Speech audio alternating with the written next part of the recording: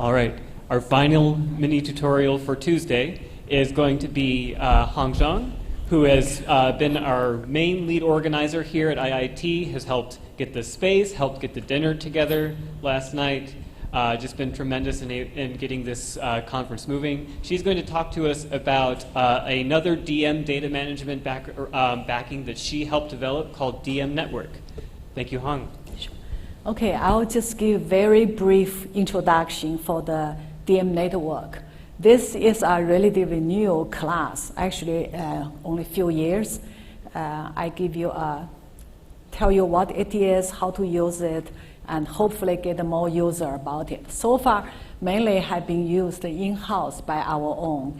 And I found one user, actually Maria, she's going to talk tomorrow. Okay. So DMNetwork is a class for multiphysics simulation of the PDEs defined over the network. Mainly it helps to handle the data and the topology. Then it uses the PETSc scalable solvers on the top. The objective is to ease the simulation development time by the user, and then providing the abstraction, also easy to query the individual network elements. So we have a paper which can be used as the user manual for this. Let me see next one. Okay, so it was motivated by an application in power grid. So in this application, there are at least three distinct physics, like generator, the transmission lines, and the load systems. They are modeled by very distinct mathematical model, yet you have to solve the whole thing together as a whole system. And after we developed this, we applied this to the river network. Also, we applied it to the traffic network. And also it can be used for like a bio network. For example, we have a plan may go to the blood flow simulation. And in this, actually tomorrow you'll hear some other talks about it. For the software design, the DMNetwork is a subclass of the DMPlex, which Matt talks about. Basically, it's a one-dimensional DMPlex, but we have its own feature built on top. To use the DMNetwork, it consists of 4 steps. The first step is to generate the network. So basically, we call DMPlex to generate this network, the edges and the vertices. Next, we add the physical components to it. For example, in the shallow water network, we add the shallow water equation to each edge, and then we add the coupling of the networks, the rivers, into the vertices. The third step is to do the parallel partitioning.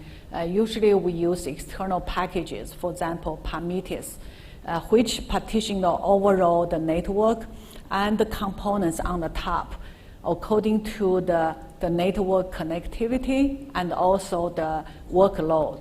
Finally, we use the PETSc solver, like a linear solver, nonlinear solver, or time stepping method on the top. Typically, we use a field split to do the like a subsystem or subnetwork for simulation. I like to use an example to show this. Here is an example under PETSc SNACE, which we have 2 subnetworks. One is power subnetwork, the other is water. They are connected by a vertex at one point. So this is a very simple example, but it's good enough to give you an idea what the DMNetwork can do. So this is on the graph level, the representation.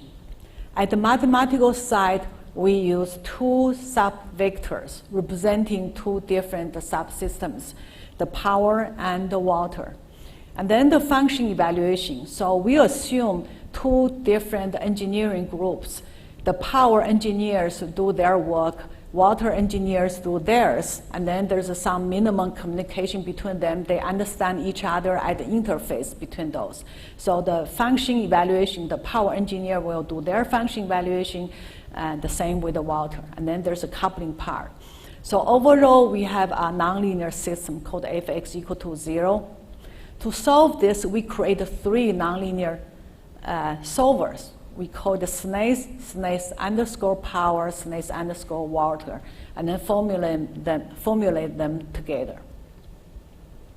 So on the coding side, this is what you do. First, you create a DMNetwork, right? Create this object, and then you have to register the physical components. This is very unique for the DMNetwork.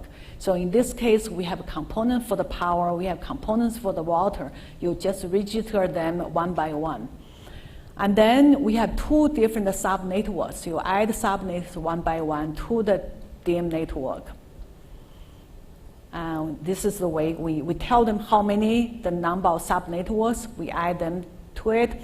And also they share at one vertex in this case. So you have to tell PETSc library, we have the shared vertex.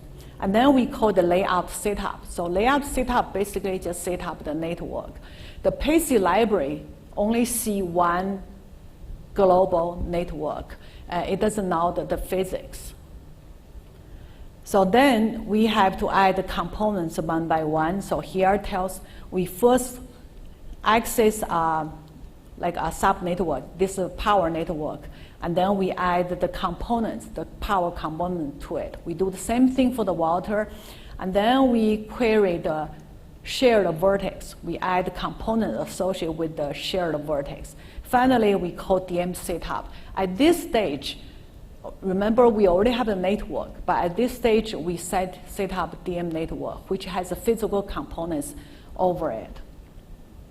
Then the third step is called the distribute, DMNetwork distribute. So this is a parallel partitioning. We have the user just build their own network, right? They may build it in just a sequential on one processor or 2 processors. So this time, according to how many processors we use, we do the parallel distribution. And then next is to create the solver over it. So in this case, we have overall SNACE solver, we have powers, and then we have water. You have to associate with those solvers with the function evaluation routine, or Jacobian, if you have Jacobian evaluation. Then finally, we solve. In this, by default, in this example, we iterate one power iteration, one water iteration, and then one coupled. So by default, but user can change the rule themselves. So you see, we allow user to do to choose a solver at the runtime. So in this case, like a coupled means the overall. So overall, we use the SNACE finite difference evaluation for Jacobian because we don't know how to do the actually Jacobian evaluation for this case. We just use the PETSc finite difference. And then GM race for the linear solver, block Jacobi. Each block we use LU. So this is for the overall. And then for the power, actually the power engineer knows the additive Schwarz works the best for his subsystem.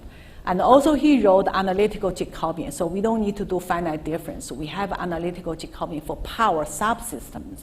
And then we apply LU, the preconditioner. The QMD matrix ordering is the best, so that we use for the power. For water, we use just a default case. So here is an example how to do the function evaluation, right? Overall, it's very complicated. There's the multiphysics. What I love the most about the DMNetwork is you can query individual network elements. For example, I just get one edge. Over that edge is very simple. It's an edge in the power. And then you just do the function evaluation or get some value over it. Or if you query one vertex, if that vertex for the water is a water junction, and then you just handle whatever the coupling system for the water, and then you can do the things over there. So things become really easy, come to the individual network element. Yet you put the whole thing together, it's very complex physics, it's very complex whole system, and then let PETSc to solve it for you. So this is overall the way. Also for the share, you query the shared vertex, and in the shared vertex, you query individual components, a water component or it's a power components. You do something there, and then solve them together. So using the DMNetwork, this is the work we did for the US river system. We ran it very large case over the parallel machine at Argonne. And the other application we did is again, it's a power. And when we developed this work, we actually add a solver to the tau, which is called the prime dual interior pound method. It's a parallel, actually, and it's available sequentially on other packages, but this is the first one we did for the PETSc, the parallel PDE IPM method. Then recently, we had this Riemann solver for the hyperbolic network simulation. Mainly, Aidan did this. He will give a talk about this tomorrow. So we are going to add something. The very challenging part to handle the network is the coupling. And then he has a deep understanding about the PDEs. So hopefully adding this into the PETSc library, and then we'll ease the general users to do the coupling between the network elements. Also last summer, I worked with Abu and his 2 students from Wichita State University. We did the traffic network simulation. And this motivated us to do some like a visualization tool, which I'd like to give you a demo about it. So recently we add a PETSc viewer, which is based on the CSV format. This work was done by working with 2 students, Duncan that come from Wichita State and also Aidan from the Delaware University. So I'd like to give you a demo about this. It's really cool and really helpful for the software development. So let me see. Okay, so in this case, again, it's EX1, which I showed you already. There are 2 sub-network systems, one for power, one for the water. And I use 3 processors to run this, and then I want to view the network. So the user will input 2 sub-networks. The user uses processor 0 to input the power network, which is on the left here. And then it uses processor 1 to input the water network, which is the right-hand side. The processor 3, actually processor 2, does nothing, so the graph will not show it. And you can see, so this is the overall. There's 1 point which 2 subnetworks share. So this is the beginning, called the DMNetwork view, which hasn't been distributed yet. And then we call permitters to do the parallel partitioning of the network. So among the 3 processors. So you can see using 3 processors, the workload is well balanced, right? But the permitters ignore the physics below it. It only look at how many nodes, how many edges, and then how many components. Also connectivity, make sure each subgraph has the best connectivity in it. So this is to show you this case.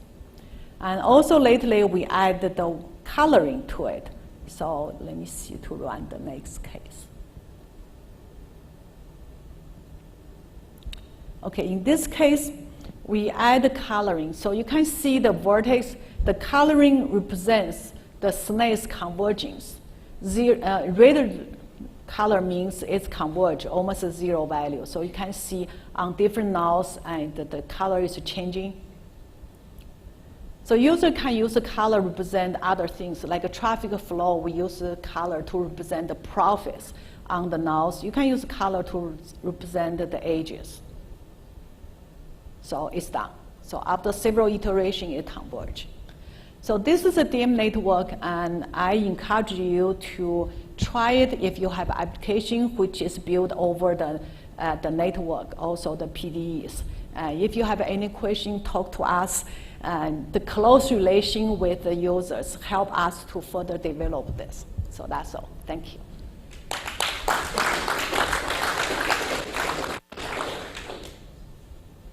Thank you, Hong. So I remember when I was an undergraduate at Rice, there was a lot of interest in very bioaccurate modeling of dendritic cells in the brain, and there to model the ion densities within the neurons, it was networks of one-dimensional PDEs. So there may be even additional applications that we could try to find related to that or others.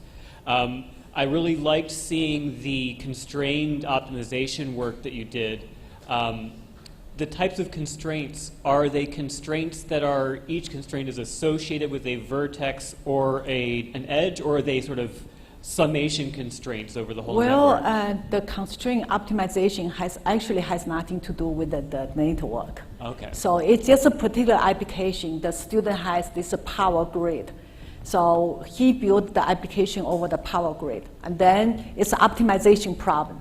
So then we use the PDIPM. So two really separate things.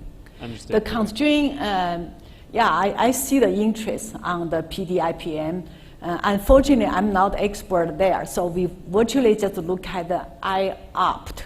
And then we follow exactly same algorithm. I need the experts here to further refine it. But it's a wonderful package. It will handle the constraint, like linear constraint, inequality constraint,